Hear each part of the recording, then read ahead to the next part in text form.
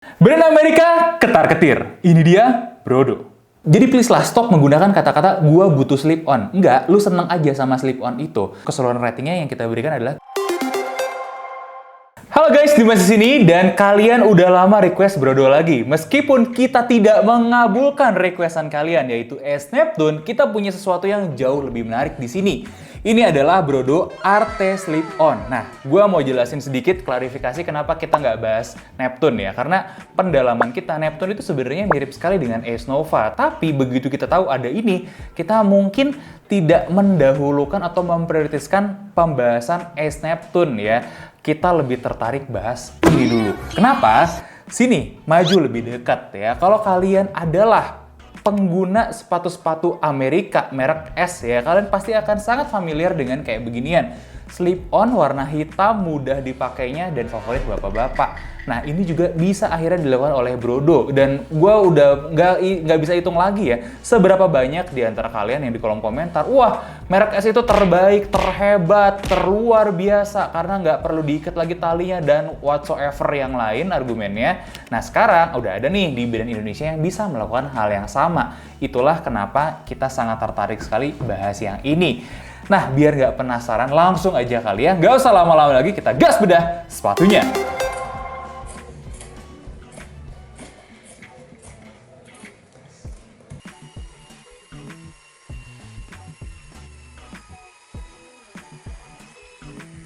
Dan ini dia, Brodo Arte Slip On.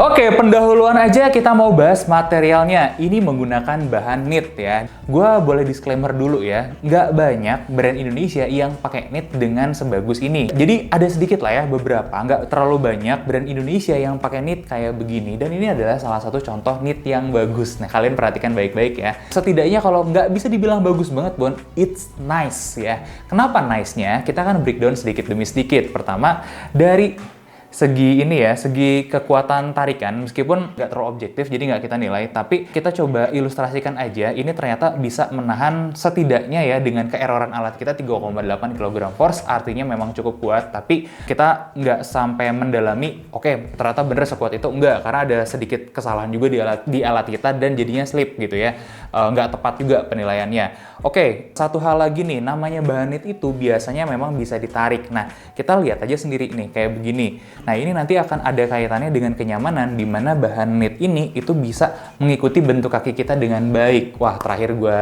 ngebedah kayak gini tuh ya, dapat knit yang seenak ini tuh ada di Ultraboost. Yang ini ya, yang versi uncage-nya. Kemudian terakhir tuh ada lagi di Kanki Sensu kalau nggak salah ya, yang bener-bener bisa enak gitu ngikutin bentuk kaki kita. Nah, itu ya kalau menurut gue sih ya, knit-knit yang menarik ya, yang bisa kita perhatikan, dan ini sudah setidaknya mendekati atau main di kelas yang sama dengan knit-knit yang kita bisa kategorikan bagus. Gimana dengan ketahanannya ya, kita coba tes dengan Dremel. Kita Dremel di uppernya 2 titik ya. Pertama di uppernya itu ternyata kita bisa melihat tuh bukti nyata ini tahan, jadi nggak sampai rusak banget, bahkan nggak ada robek yang sampai jebol ke lapisan dalam gitu ya. Karena apa? Karena bahan knitnya ini memang tebal dan ya tadi udah gue bilang ya cukup durable. Dan kalau untuk kita berkaca nih untuk kelas-kelas bahan knit ini sendiri termasuk standarnya tinggi ya. Kalau angka atau rating 5 itu adalah yang sama sekali nggak ada damage-nya ketika kita Dremel. Nah ini sedikit di bawahnya, dimana ada bahan-bahan material-material yang cocok atau kebuka tapi nggak sampai jebol. Ada di situ ya, makanya kita berikan poinnya 4. Kemudian kita cek nih bagian TPU-nya. Nah, TPU ini sangat penting ini karena ditaruh di tempat yang pas di depannya ya. Karena kalau kita berjalan biasanya kan bagian ini nabrak-nabrak, bener nggak? Ya, dengan adanya bagian TPU di depan ini melindungi ya si knitnya ini biar tidak kena bahaya-bahaya yang ada di jalan gitu kan ya. Kecuali kalian lagi memanjat pagar gedung DPR yang sudah dilumuri oleh minyak gitu dengan lem Aibon, dengan ada besi-besinya juga, gua rasa tetap bisa jebol ya. Tapi setidak-tidaknya untuk pemakaian sehari-hari ini masih sangat bisa sekali ya. Dan kita lihat hasil Dremelnya ternyata memang memang kebuka ya, kebuka tapi nggak sampai jebol. Sekali lagi, ini mungkin average lah ya kalau buat standar kita dari skala 1 atau rating 1 sampai 5 gitu ya, kita berikan 3 karena ya tengah-tengah aja, nggak buruk sama sekali. Kita mungkin mundur dulu ke belakang di bagian heel ini ya. Ini jadi penting buat dibahas karena gue nggak menemukan nih segmen yang tepat untuk membahas teknologinya ini ya. Jadi khusus buat teknologinya, di sini gue akan bahas di upper aja. Karena apa? Kita mendapati nih, ini kayak pegas, dimana ini sebenarnya material yang masih mirip dengan pengeras dari heel biasanya ya, tapi dibikin sedikit lebih lentur. Dia dibentuk jadi ada bolong-bolongnya gitu. Nah, dia bisa sedikit bergerak kayak pegas, bisa ditekuk, dan ketebalannya dimainkan. Di bagian paling atasnya ini tipis dulu sedikit menebal di bagian lengkungan, kemudian tipis lagi dengan ada bolong-bolong di sini. Oh, bolong-bolongnya kalian bisa lihat sih sebenarnya di luar sini ya. Tuh, ini bolong-bolong ini buat apa? Pas ditekan, diinjak, ini memudahkan kita. Dia sedikit seperti kelipat gitu. Tapi karena bahannya keras, dia akan balik lagi, dan proses balik laginya itulah yang akan mendorong kaki kita masuk ke dalamnya dengan baik dan cepat. Ya, gokil juga. Tapi sebenarnya bukan yang pertama kali. Dimana kalau hemat gue nih ya, yang pertama kali melakukan ini secara formal adalah teknologi dari Nike, namanya FlyEase ya. Nah, Nike FlyEase di masanya dikembangkan untuk teman-teman kita yang disabilitas. Artinya apa? Tidak mudah untuk mereka mengikat tali sepatu. Artinya apa? Memang butuh ya slip on kayak begini. Nah, akhirnya dengan teknologi tersebut kurang lebih ada hampir 8 tahunan yang lalu lah ya, udah bisa tuh sekarang udah menyebar di mana-mana ada, dan buat teman-teman kita yang disabilitas tuh jadi jauh lebih mudah pakai sepatu. Jadi please lah stop menggunakan kata-kata gua butuh slip on. Enggak, lu seneng aja sama slip on itu. Sedangkan teman-teman yang beneran butuh memang ada, yaitu teman-teman yang disabilitas. Kalau memang kalian bukan kategori teman-teman disabilitas ini, nggak usah sok-sokan bilang gua butuh slip on. Udah, face it aja, lu suka, lu demen, lu doyan sama teknologi kayak begini, udah gitu doang gitu kan. Nah, balik ke sini nih, kemudian beberapa tahun ke belakang mulailah luas ya, bukan Nike doang sama Converse yang pakai, juga ada beberapa brand-brand yang lain, dan sepertinya akhirnya sampai ke tangan Brodo juga teknologi ini, dan kita sangat appreciate. Kenapa? Karena dari POV ya, teman-teman yang disabilitas itu pasti banyak juga di sini, dan Brodo bisa mengakomodir kebutuhan teman-teman ini. Gokil nggak tuh? Nah, nggak banyak teman-teman yang menyadari dan mau sampai se-ekstensif ini melakukan hal seperti ini. Ya meskipun gue yakin sebetulnya nanti di market penggunanya adalah orang-orang dengan kaki normal. Ya nggak apa-apa juga sih, tapi setidaknya guys, ini buat teman-teman disabilitas yang nonton, karena gue tahu banyak teman-teman disabilitas juga yang nonton ya. Ini kabar baik buat kita. Ini akhirnya ada sepatu Indonesia, harganya terjangkau, itu bisa memfasilitasi kebutuhan-kebutuhan kita. Oke, itu sedikit cerita teknologinya ya. Kita kasih tahu dulu ratingnya. Dia ada di 6,6 buat upper ya. Kita tepuk tanganin dulu dong, meskipun hasilnya seperti itu karena ketahanan ya, tapi ada teknologi yang seperti ini yang dibenamkan di sepatunya. Nah, kita lanjut sedikit tentang midsole-nya dulu ya. Midsole-nya itu kita dapat 4HA, readingnya kecil banget, kok bisa? Iya, ini kita identifikasi bahan itu lebih ke pylon ya karakternya, ini pylonnya empuk banget, dan memang benar-benar sangat empuk sekali. Nah, sedikit catatan dari Oki yang memang pakai juga, ini saking empuknya memang jadinya kurang stabil. Nah, mungkin kalau gue pribadi nih ya, dikasih kesempatan buat memberikan masukan, kalau akan di-develop lebih lanjut lagi, kayaknya lebih baik kalau kita kasih plat. Seperti mungkin kayak di Evo SL gitu ya, panjangnya segitu cukup. Buat apa? Buat membantu kestabilannya lebih baik ya. Ini sebenarnya udah pas, empuknya tuh udah empuk banget, sudah selera orang Indonesia banget, udah enak banget. Tapi kalau kita harus jalannya jauh, kemarin Oki ngetes itu jalan kurang lebih sekitar 28 apa 30 km ya. Dan ternyata memang kurang ideal untuk jalan dengan jarak segitu ya. Tapi mungkin POV gue sedikit, dengan adanya Shanks itu membantu menstabilkan, terutama di area tengahnya sini aja dulu. Itu sudah lebih baik gitu daripada nggak sama sekali ya kan, karena ya ini udah overall udah enak nih, dan ini sebenarnya sudah diimbangi juga dengan insole yang bagus, dan dia juga sebenarnya empuk tapi empuknya nggak sama, jadi beda. Nah, ini sebenarnya salah satu rumus yang tepat. Kalau midsole-nya udah empuk, insole-nya jangan seempuk itu, begitupun dengan sebaliknya gitu ya. Nah, ini udah enak nih, kita dapat 28HA, dan ini kalau gue cek karakternya dia lebih ke arah memory foam gitu ya. Ini memory foamnya, jika lo bener ya, bukan memory foam, ini bukan yang murahan, bukan juga yang sangat mahal di atasnya banget, enggak, dia ada di tengah-tengah, tapi pas aja kalau menurut gue sih. Wah, ini udah kombinasinya udah maut sih, udah sesuai banget sama ekspektasi dan selera rakyat Indonesia nih kayaknya ya. Oke, itu sedikit tentang midsole-midsolenya ya. Kita bahas ke outsole-nya dulu, di mana kita menemukan ini bulat-bulat ini, kok gue jadi inget mana ya? Wah, jadi satisfy. Itulah ya. Ada yang outsole-nya kayak begini ya, tapi beda. Itu kan sepatu trail ya. Nah, bulat-bulat gini juga ternyata gripnya cukup menarik ya. Nanti kita bahas lebih lanjut, tapi gue pengen cerita tentang ketahanannya di sini. Pemilihan bahannya yang juga ini campuran rubber ya. Nah, campuran rubbernya itu tampak menjanjikan, makanya kita coba Dremel. Ternyata kita mendapatkan selisih 1,6 mm ya. Bukan yang terbaik, tapi menurut gue sudah sangat cukup. Dimana 1,6 ini itu juga nggak buruk dan kita berikan rating 7 dari 10 ya. Jadi untuk ketahanan material, tadi outsole-nya sudah kita dapatkan, upper dan outsole kita rata-ratakan ya kita dapat angka 6,8. Nah, sekarang gue mau menjawabkan dulu gimana sih semua material tadi digabung jadi satu. Pertama nih, kita lihat di shock linernya udah pakai strobel. Ini strobelnya juga udah rapi banget ya. Dan lemnya itu, ini dia nih. Lemnya kalau menurut pengamatan gue sudah jauh improve daripada seri-seri Ace Nova. Ya, jadi artinya apa, Brodo ini memang improve ya, dan kelihatan sekali ini improve-nya dan sangat-sangat memuaskan sekali. Kalau boleh di absen sedikit, dari upper ke outsole yang nempel ini tuh udah bagus banget. Yang dari midsole ya ke uppernya ini juga sudah bagus, midsole ke outsole ini juga bagus sekali, nempelnya udah hampir sempurna lah, udah chef kiss banget. Cuman mungkin beberapa catatan yang kalian akan bisa dapatkan nih. Ini sedikit bagian TPU-nya masih mungkin ya kebuka. Ini salah satu spesimen kita yang ini kebuka sedikit, tapi nggak tahu ya apakah yang lain juga akan kayak gini karena ini cuman di sebelah sini doang nih, sebelah kiri doang. Sebelah kanannya doang, sebelah kirinya ini nggak kebuka. Di gua ada sepasang lagi warna hitam all black, itu juga nggak kebuka. Jadi mungkin faulty-nya 1 berbanding sekian, probabilitas itu ada gitu ya. Kalau kita lihat sekitarnya juga semuanya udah rapih. Ada jejak-jejak habis di clean up dan ini artinya bagus. Jadi mungkin ada sedikit-sedikit yang bleber karena ya batch pertama wajar seperti itu ya. Nah, ini sudah berhasil di clean up dengan baik. Jadi intinya overall tuh bagus banget. Dan bahkan menurut gue ini sangat layak sekali diberikan rating 8 dari 10 ya. Cuman itu tadi ya, please kalau kalian nemu sesuatu, nggak tahu ya apakah Brodonya mau ada after sale service apa gimana, tolong dikomunikasikan dia sama brandnya kalau kalian menemukan sesuatu seperti ini gitu. Kita lanjut sedikit ke kenyamanannya. Kalau ditanya ini sepatunya berat nggak bang? Ini menengah aja, nggak berat banget. Di size 42 itu kita dapat 292,2 gram.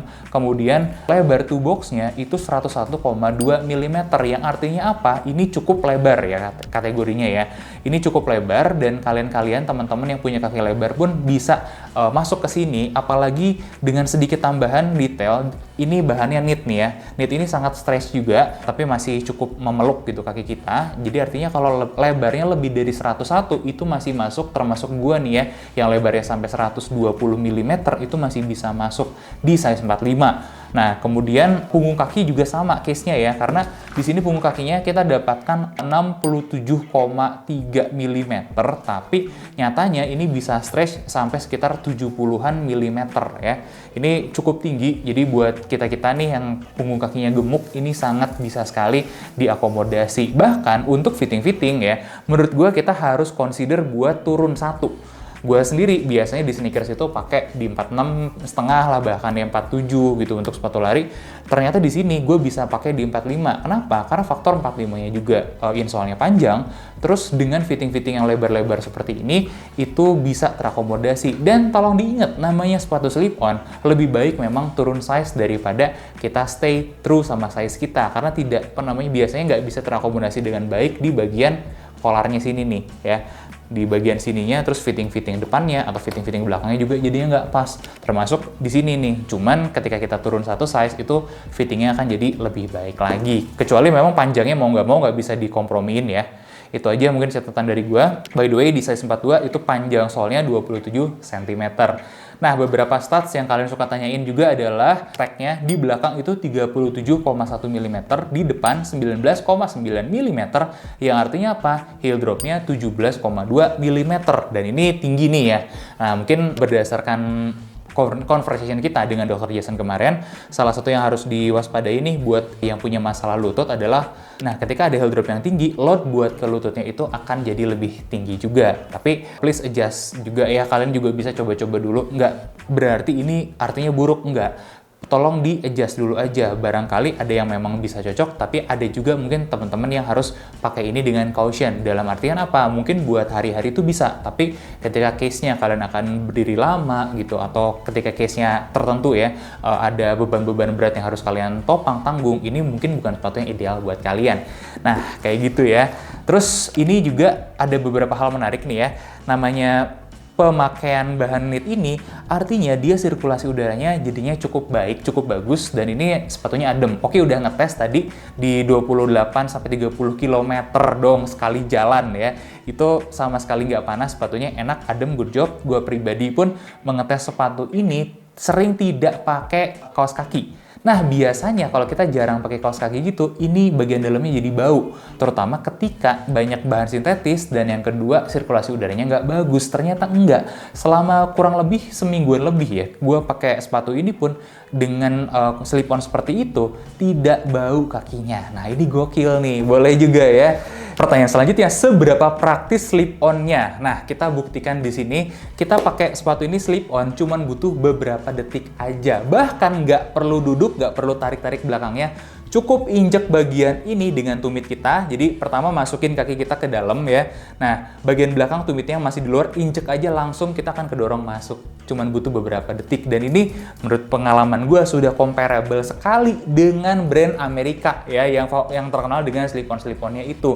Karena mereka sendiri ada seri Go Walk 7 lebih tepatnya yang masih ada di store sekarang, itu sudah pakai teknologi yang sama, kurang lebih uppernya juga sama-sama pakai knit. Ada 2 seri, gue agak lupa detailnya. Gue sudah mencoba dua-duanya. Ternyata untuk slip-on ya dia lebih superior dan lebih lancar daripada salah satu seri Go Walk-nya. Sedangkan untuk di-compare dengan Go Walk yang lain ya, yang kalau nggak salah tuh ada struktur-strukturnya di sini. Nah, dia itu sudah sama mudahnya dipakai dan tetap rapih.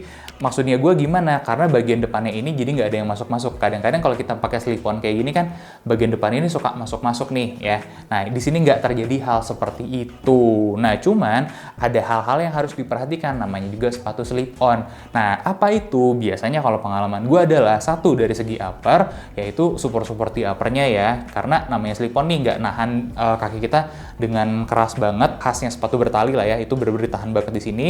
Nah, sedangkan yang kedua itu biasanya sepatu slip-on dibikin empuk-empuk. Nah, kayak gimana? Yuk kita tes bareng-bareng.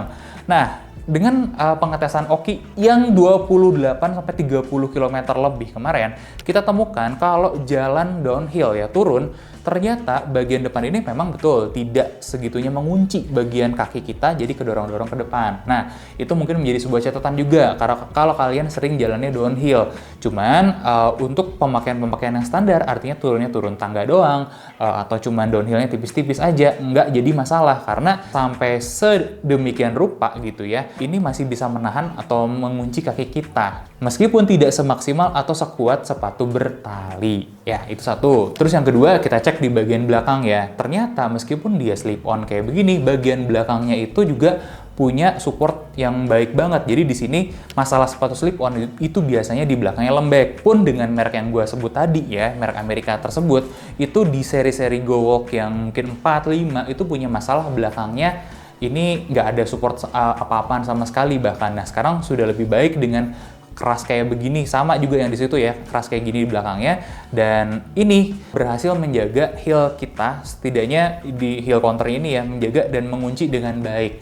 Nah, sekarang pertanyaannya di bawahnya kayak gimana? Di bawahnya, seperti kalian udah lihat tadi, ini tuh sepatunya empuk ya, jadi midsole empuk ini artinya apa? Sedikit goyang-goyang, terutama ketika kita akan pakai di jarak yang sangat jauh. Mungkin kalau jalannya sedikit, nggak terlalu banyak, dan kemudian banyakan ngantri, misalnya mau naik bis, mau naik kereta, nah ini jadinya nggak terlalu bermasalah sebetulnya, karena kan jalannya sedikit-sedikit. Tapi ketika kita tempuh jarak yang jauh, ya, tapi kita salah juga sih. Maksudnya 20-30 km pakai sepatu kayak gini siapa juga yang mau kan? Cuman kita doang yang kepikiran kali ya. Nah, itu jadinya kurang cocok. Akhirnya, ya apa tadi, itu goyang-goyang ya. Goyang-goyang, dan kita gali lebih dalam, memang di torsional rigidity-nya ini nggak terlalu ngunci gitu ya. Meskipun cukup sebetulnya untuk kelas sepatu seperti ini. Kita bisa lihat torsional rigidity-nya sudah cukup. Nah, lateral rigidity-nya itu juga lentur sekali. Ini bener-bener mudah banget nih buat dipakai jalan tuh. Tapi yang jelas, satu nih, ini artinya sepatu yang empuk dan lentur, tapi bukan sepatu yang bisa mensupport kamu untuk perjalanan jarak jauh. Jadi, please consider lagi apa tujuan kamu beli sepatu. Kalau memang tujuannya seperti tadi yang sudah kita bahas, please adjust aja, sesuaikan. Tapi kalau berbeda lagi, tidak seperti yang sudah kita cantumkan, gali lebih dalam lagi sepatu ini dari berbagai macam sumber, nggak dari kita aja. Silahkan penasaran ya, silahkan cari tahu lebih lanjut agar tahu nih cocok atau enggak dengan kaki kita. Nah, kemudian bonus tambahan nih, kita membahas juga tentang gripnya. Ternyata sebagai sepatu jalan, ini gripnya itu bagus sekali. Dengan kayak gini nih, tampilan outsole-nya itu buat lantai licin, dia bagus. Untuk lantai licin yang basah pun dia masih mencengkram dengan baik. Wah, ini jadi salah satu pilihan yang sangat tepat sih sebenarnya untuk all-rounder ya, buat bapak-bapak terutama yang nggak pengen banyak mikir dan banyak sekali kebutuhan-kebutuhannya itu bisa terpenuhi. Yang penting satu empuk aja. Terus yang kedua, dengan kemudahan-kemudahan yang bisa ditawarkan, warna all black-nya ini sebenarnya sangat cocok sekali sih untuk banyak kaum bapak-bapak kantoran gitu kan ya. Bahkan menurut gue nih ya, sebagai penutup pembahasan kenyamanan, ini sudah cocok sebetulnya dengan apa yang diekspektasi orang Indonesia, di mana orang Indonesia itu sukanya yang empuk banget, ya kan? Dan ini sudah menemukan itu. Jadi empuk banget menurut pengamatan gue ya, sebenarnya enggak. Dia nggak empuk banget, cukup aja empuknya, tapi memang agak goyang aja. Terutama pas jalan dengan jarak tertentu ya, yang cukup jauh itu jadi kurang disarankan. Artinya apa? Dengan performa dan kenyamanan 8 ya, kalau berdasarkan rating kita 8 loh, dicatat baik-baik ya. Ini sangat-sangat bisa membuat brand Amerika ketar-ketir. Tinggal gimana brodonya menggorengnya dengan baik. Oke, mungkin gue bisa bahas dulu keseluruhan ratingnya yang kita berikan adalah 7,6. Kenapa? Karena beberapa faktor material tadi itu ya. Tapi 7,6 ini seharusnya sudah sangat cukup untuk kategori sepatu seperti ini. Dan dengan banyak hal positif yang kita bisa temukan di sini, gimana brodo ngegorengnya aja nih sampai bisa masuk atau dapat tempat di khayalak ramai. Karena begitu sudah nyampe, udah dapat nih orang-orang, wah gila sih, mereka langsung matanya tertuju sama di sini. Karena apa? Harga full price-nya aja sudah lebih murah daripada brand Amerika itu ketika diskon. Dan ini bisa membuat brand Amerika itu ketar-ketir ya. Wah, gila sih kalau menurut gue ya. Tinggal gimana brodo ngegorengnya aja. Harus tepat sih ini ya. Karena marketnya ada jelas, orang-orang yang pengennya ada jelas. Tinggal mereka mau nggak melirik ini. Ketimbang mungkin merek internasional. Ketika sudah nggak brand-minded lagi, mereka mau shifting gitu ke brand Indonesia, harusnya ini adalah ladang panen buat brodo. Nah, itu aja sih ya pengen gue, teman-teman ya. Gue udah kebanyakan ngomong dan thank you banget sudah mendengarkan selama ini. Jangan lupa like, comment, dan subscribe. Sampai ketemu di bedah sepatu selanjutnya.